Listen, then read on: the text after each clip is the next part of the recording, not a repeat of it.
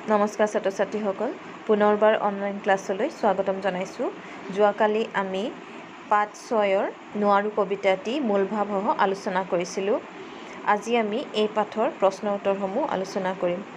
প্ৰশ্ন ক'ত আছে? নোৱাৰো কথাটি কোনে কয়? উত্তৰ হ'ব এলেহুৱা মানুহে নোৱাৰো কথাটি কয়। প্ৰশ্ন খত আছে ভাল নাম পাবলৈ কি কৰিব লাগে? উত্তৰ হ'ব ভাল নাম পাবলৈ আমি নোৱাৰো কথাটি কেতিয়াও ক'ব নালাগে। প্ৰশ্ন গত আছে কোনো কাম এবাৰত নোৱাৰিলে কিমানবাৰ কৰিব লাগে? উত্তৰ হ'ব কোনো কাম এবাৰত নোৱাৰিলে 100 বাৰে কৰিব লাগে। ছাত্ৰ ছাত্ৰীসকল, তোমালোকে এইবোৰ প্ৰশ্ন উত্তৰ নিজৰ বহীত লিখিবা আৰু সেই প্ৰশ্ন উত্তৰবোৰ নিজেও যি বুজিছা তেনেদৰে লিখিব পাৰা। এতিয়া দ্বিতীয় প্ৰশ্নটোলৈ যাওঁ।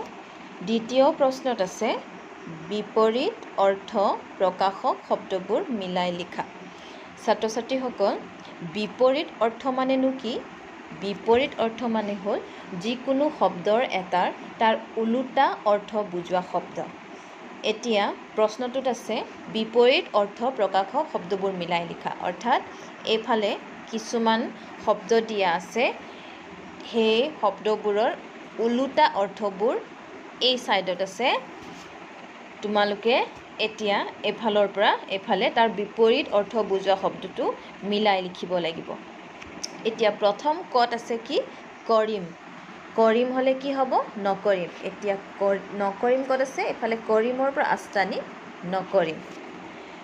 তাৰপিছত খত আছে নোৱাৰো। নোৱাৰো হ'লে কি হ'ব? পাৰো। পাৰো। যাওঁ নাযাওঁ। নুবুলিবা বুলিবা। নাখাওঁ খাওঁ।